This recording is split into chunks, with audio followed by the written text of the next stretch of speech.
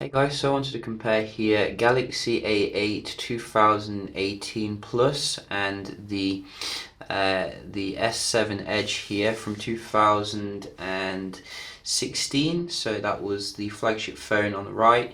You can see they do have quite similar in terms of the size here, but the A8 Plus a little bit bigger, giving you slightly more screen real estate, which is quite nice.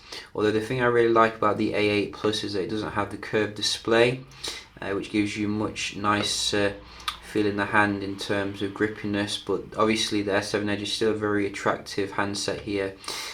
So let's just start them up at the same time.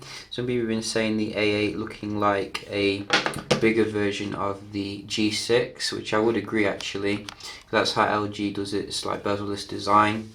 Obviously you got Pixel as well, which comes with the borderless design, the bigger one. So which one is going to boot up first here? This is an Exynos S7 Edge, which is still a very strong processor.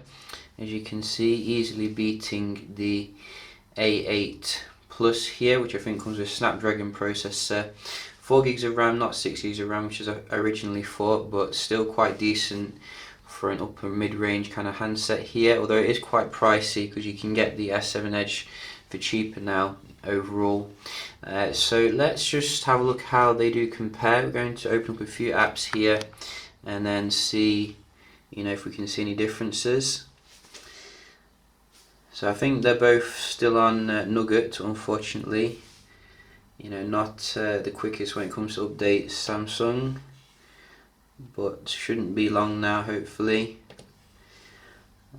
So we can see the Edge seems to be leaving the A8 standing in most regards, I think, if you ask me. Let's just have a look at some third-party ones. So we got UFC,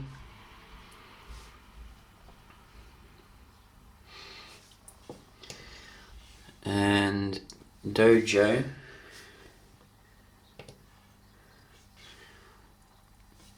Boohoo for men, and Unidays. I'm thinking the S7 Edge here easily, at least beating the new phone on the left here, which goes to show you again, don't rule out older flagships. I mean, there's absolutely no reason to. Yes, it has an old type of charging, but you can see even today it's still a beast in terms of the raw performance. Let's just have a look at the speed here of the Wi-Fi.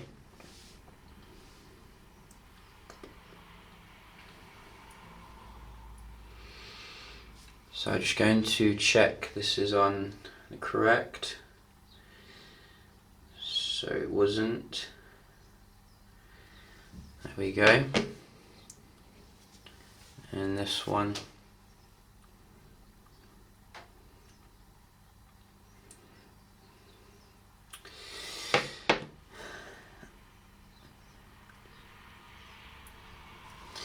Interestingly, the screens don't really seem to have progressed as well in terms of the OLED.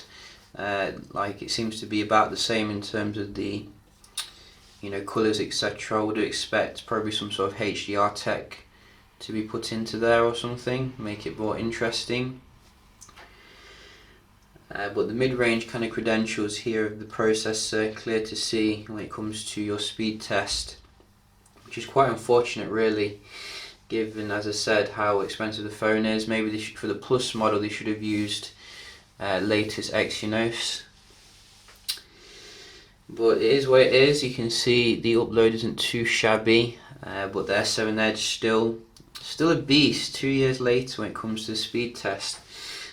So yeah, if you want to ask me, I'd say seriously consider S7 Edge, S8, S8 Plus, etc. if you're looking at these two handsets, because the S7 Edge still has a lot of life in it, in my opinion.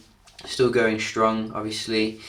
I think obviously you do have some differences with the fingerprint scanner on the front, which isn't, I don't think, quite as good as the ones on the latest Samsung phones, so do bear that in mind. Also getting very fingerprint magnet back here on the S7 Edge compared to more frosted here, which is quite good for that particular aspect. Both are fully waterproof obviously, which is still pretty good for the S7 Edge.